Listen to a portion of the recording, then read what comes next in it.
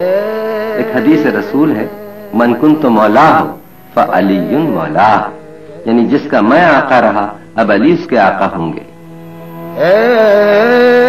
मन कुन्तु मौला, मन कुन्तु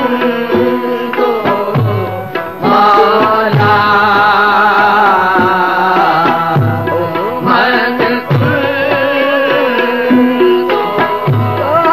मौला,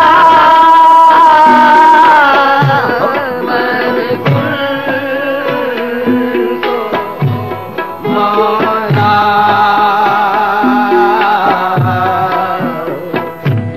वारिस मौला,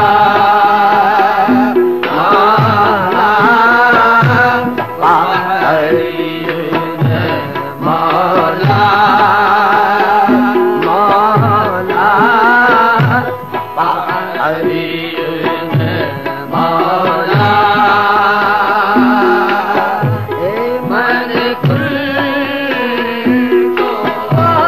मौला, मन कुन्तु मौला, मन कुन्तु मौला।